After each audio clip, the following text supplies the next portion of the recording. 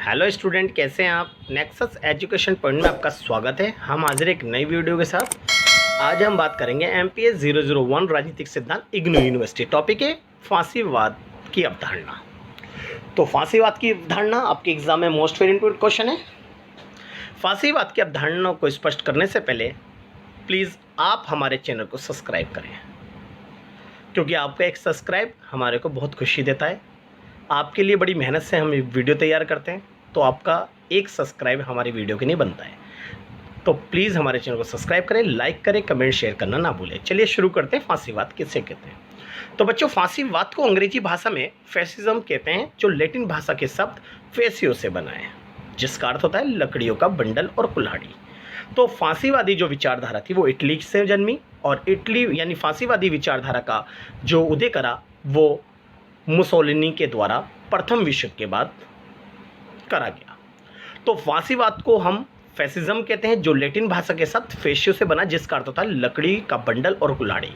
तो फांसीवादी विचारधारा जो है एक ऐसी विचारधारा है जो एकता, अनुशासन व शक्ति में विश्वास रखती है। तो फांसीवाद का मानना यह था कि जब तक देश के लोग एकजुट नहीं होंगे और उनमें अनुशासन नहीं आएगा और देश को शक्ति प्राप्त नहीं होगी, जब तक हम अपने शासन को स्थायी नहीं बना सकते। इसलिए फांसीवादी विचारधारा एकता, अनुशासन और शक्ति में विश्वास रखती है और उग्र राष्ट्रवाद का समर्थन करती है, क्योंकि फांसीवाद का मानना था कि देश में रहने वाले लोगों को अपने देश के लिए कट्टर विरोध समर्थक होना चाहिए और अपने देश के लिए कोई गलत काम नहीं करना चाहिए, ना ही अपने देश के लिए गलत सोचना चाहिए, और देश की रक्षा के लिए हमें अपने प्राणों की आहुति दे देनी चाहिए।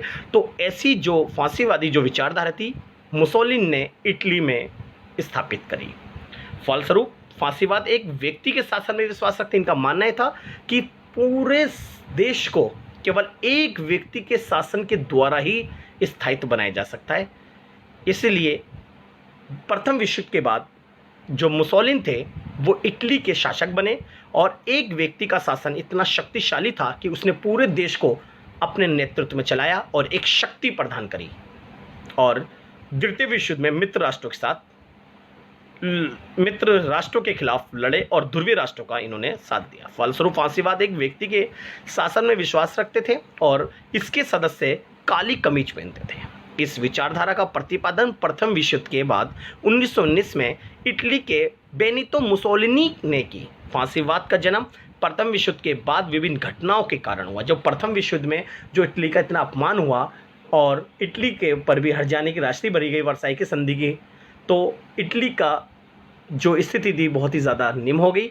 तो इस कारण, इन घटनाओं के कारण इटली के अंदर फांसीवाद का जन्म हुआ। मुसोलिनी के साथ समाप्त नहीं हुआ, बल्कि नव फांसीवाद ब्रिटेन तथा अन्य जगह दस्तक दे रहा था। यानी जब मुसोलिनी, हिटलर और मुसोलिनी का इनका जब खात्मा हो गया, तो उसके बाद भी पूरे यूरोप के अंदर बहुत से देशों में वहाँ फांसीवाद और नाजीवाद तेजी से बढ़ने के कगार पर आ गया था। यानी इसका प्रभाव क्षेत्र जो था बड़ा खतरनाक था, यानी बहुत ही शक्तिशाली था। फांसीवाद तानाशाही को प्रोत्साहन और लोकतंत्र का विरोधी है। यानी फांसीवाद जो थे वो तानाशाही को प्रोत्साहन देते थे, यानी इसका समर्थन करते थे, क्योंकि एक व्यक्ति का शासन जो होता है वो तानाशाही पर ही आधारित होता है, जबकि ये लोकतंत्र को बिल्कुल भी स्वीकार नहीं करते थे, क्योंकि जनता के शासन को नहीं बल्कि एक व्यक्ति के शासन को इन्होंने स्वीकार किया। अब बात करते हैं फांसीवाद के उदय के कारणों के बारे में। कुछ ऐसे कारण थे जिससे फांसीवाद को बढ़ावा मिला। पहला पॉइंट था प्रथम विश्व युद्ध में इटली की आकांक्षाओं का पूरा ना हो पाना।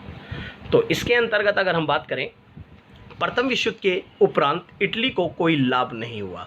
यद्यपि उसने मित्र राष्ट्रों का साथ आर्थिक लाभ से प्रेरित होकर दिया, परंतु युद्ध के बाद मित्र राष्ट्रों ने इटली के साथ धोखा किया और इस राष्ट्रीय अपमान के कारण जनता में आक्रोश की भावना उत्पन्न हुई। जब प्रथम विश्व युद्ध मित्र राष्ट्र और ध्रुवीय राष्ट्रों के मध्य लड़ा गया था, तो इटली को ये पता था कि मित्र राष्ट्र बहुत शक्तिशाली है, इसलिए इन्होंने ध्रुवीय राष्ट्र यानी जर्मनी का साथ ना, अंदर ही अंदर खुलकर तो जर्मनी ध्रुवीय राष्ट्रों के साथ था इटली, मगर अंदर ही अंदर अमेरिका से इसका गठबंधन था, क्योंकि सारी खुफिया बातें ये अमेरिका तक पहुँचा रहा था और अमेरिका से ये इनने समझौता कर रखा था कि मैं प्रथम विश्व युद्ध में आपका साथ दूंगा, और जब आप प्रथम विश्व युद्ध जीत जाओगे तो आप मेरे साथ क्रूरता का व्यवहार नहीं करोगे। तो ऐसे में युद्ध के बाद मित्र राष्ट्रों ने इटली के साथ धोखा किया और जो अमेरिका से समझौता था उसे अस्वीकार किया अमेरिका ने। इस राष्ट्रीय अपमान के कारण जनता में आक्रोश की भावना उत्पन्न हो गई और ऐसी परिस्थितियों में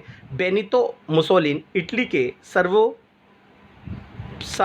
सर्वसरा तानाशाही बन गए और मुसोलिनी ने इटली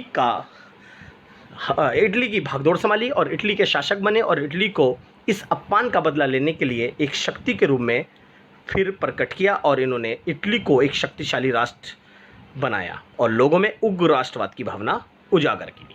तो पहला था प्रथम विश्व में इटली की आकांक्षा का पूरा ना होना। दूसरा पॉइंट था इसके उदय का पूंजीपतियों का साम्यवाद से डर जाना। जी 1917 में रूस में साम्यवादी क्रांति हुई जिसमें श्रमिकों ने समस्त पूंजीवाद का नाश कर दिया। उस समय इटली की अर्थव्यवस्था भी रूस की तरह हो गई थी। ऐसी स्थिति में इटली के पूंजीवादी जो लोग थे डरने लगे कि कहीं यहाँ भी साम्यवाद ना आ जाए, इसलिए उन्होंने बेनितो व मुसोलिनी का भरपूर सहयोग दिया जिससे फांसीवाद का उदय हुआ।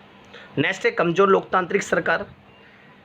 जी जर्मनी और इटली में प्रथम विश्व युद्ध के बाद लोकतांत्रिक सरकार सफल नहीं हो पाई। सरकार जन विश्वास पैदा नहीं कर पा रही थी, यानी जनता का भरोसा नहीं जीत पा रहे थे। लोग लोकतंत्र को बिल्कुल भी स्वीकार नहीं कर रहे थे। जर्मनी 1933 तक 21 सरकार बन चुकी थी। अगर 1933 तक देखें तो 21 सरकार बनी और बिगड़ी जिससे जनता का लोकतंत्र की तरफ रुझान कम हो गया और जर्मनी में नाजीवाद और इटली में फांसीवाद का उदय हो गया। तो कमजोर लोकतांत्रिक सरकार की वजह से भी इटली में फांसीवाद का उदय हुआ। अब है आर्थिक संकट। युद्ध के कारण जर्मनी और इटली में आर्थिक मंदी छा गई, यानी प्रथम विश्व युद्ध में काफ़ी जानमाल की हानि हुई और इनकी आर्थिक स्थिति जो थी वो बिल्कुल बिगड़ गई और इटली के अंदर आर्थिक संकट फैल गया और गंभीर परिस्थिति उत्पन्न हो गई।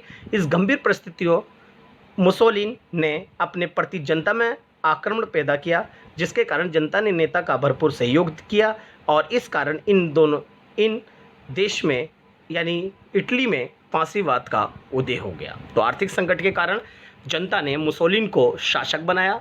बड़ी आस थी कि मुसोलिनी हमारी इस आर्थिक संकट से उभारेंगे और इसको सत्ता दे दी और इटली को इन्होंने आर्थिक संकट से निकाला। नेक्स्ट है अशांति व अराजकता। युद्ध के उपरांत इटली के साथ वर्साई की संधि की गई, यानी जब प्रथम विश्व युद्ध हुआ था, प्रथम विश्व युद्ध में जब मित्र राष्ट्र जीत गए थे, ध्रुवीय राष्ट्र हार गए थे, तो ये वर्साई की संधि है ना जर्मनी पर थोप दी गई। वर्साई की संधि की पहली शर्त ये थी कि जितना भी युद्ध में हर जाना हुआ है मित्र राष्ट्रों का वो सब भरपाई कौन करेगा? जर्मनी करेगा, नहीं मित्र राष्ट्र। इटली का भी काफ़ी अपमान हुआ जिस कारण इटली और जर्मनी की जनता में असंतोष पैदा हो गया, यानी वर्साई की संधि जर्मनी पर थोपी गई, इसकी लपेट में इटली भी आ गया।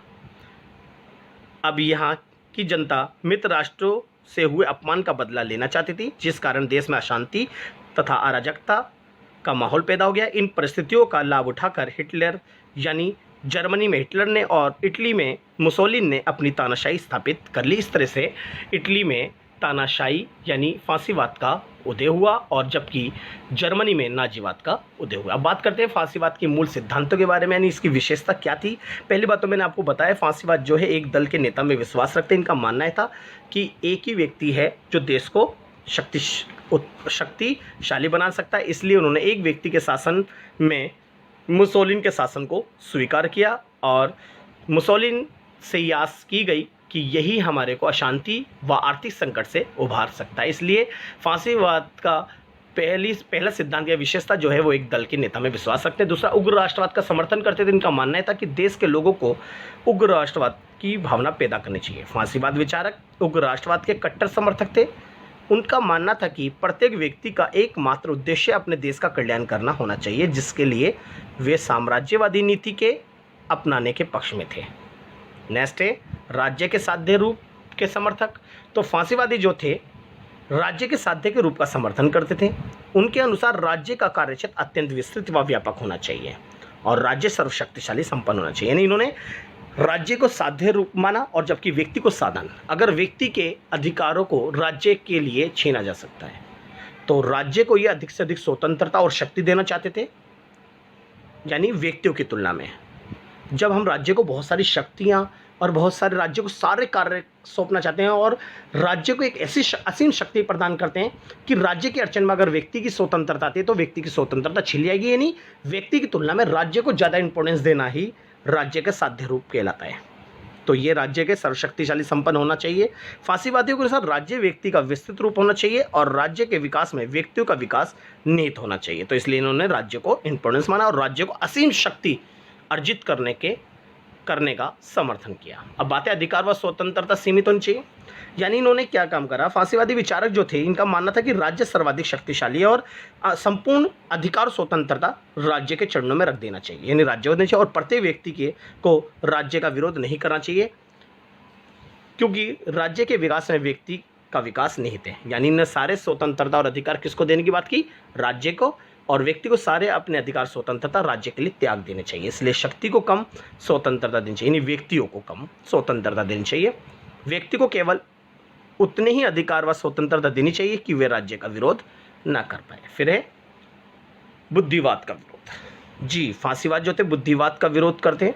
उनके अनुसार सबसे तीव्र बुद्धि वाला अति उत्तम आपका शासक है, यानी देश के अंदर केवल एक ही बुद्धिमान है और उसके अलावा जितने भी बुद्धिमान हैं यानी बुद्धिवाद है उनका इन्होंने विरोध करा। इन्होंने बोला कि आपका जो शासक है वो बुद्धिमान है, इसलिए उनके आदेशों को सुनना चाहिए और उन्हीं के जो कार्य प्रणाली है उसको स्वीकार करते हुए उनकी हाँ यहाँ करनी चाहिए। उसमें जो विचार दिए हैं यानी फांसीवादी ने जो विचार दिए हैं वे पूर्णतः सही है, इसलिए आपको उसके बारे में सोचने की आवश्यकता नहीं, यानी जो शासक कर रहा है उसे करते रहना चाहिए, उसके बारे में बिल्कुल मत सोचो वो कर क्या रहा है। इस प्रकार फांसीवाद बुद्धिवाद का विरोध करते हैं, यानी एक व्यक्ति के बुद्धि को स्वीकार करते हैं। तो इस तरह से ये फांसीवाद के जो थे ये विशेषता सिद्धांत थे। तो इसके हम कुछ आलोचना की अगर बात करते हैं, जैसे व्यक्ति के अधिकार और स्वतंत्रता को सीमित कर देता है, लेकिन ये गलत है। व्यक्तियों को अधिकार देना तो बहुत ज़रूरी है, इनने सारे अधिकार राज्य को दिए, ये एक सबसे बड़ी आलोचना है। फांसीवाद अप्रत्यक्ष रूप से पूंजीवाद का समर्थक है, उसके अनुसार पूंजीपति होने चाहिए और साथ ही साथ में ये साम्राज्यवाद का भी समर्थन करता है। फांसीवाद लोकतंत्र के विरोधी हैं, एक दल के नेता में समर्थन करता है, यानी तानाशाही को स्वीकार करता है। मानवता विरोधी है, यानी फांसीवाद जो है वो एक व्यक्ति को शक्ति देना चाहता है, यानी मानव को बिल्कुल भी अधिकार स्वतंत्रता देना नहीं चाहता और मनुष्य के अधिकार को राज्य के मार्ग में आने वाली बाधाओं को दूर करना चाहता है। इसलिए फांसीवाद कहता है कि लड़ो और युद्ध करो, यानी ये हमेशा लड़ाई और निशस्त्रीकरण हथियारों पर ज़्यादा जोर देता है। ये इसकी आलोचना थी। तो फांसीवाद की अवधारणा थी। तो नेक्स्ट टॉपिक पाने के लिए हमारे चैनल को सब्सक्राइब करें, लाइक कमेंट शेयर करना ना भूलें।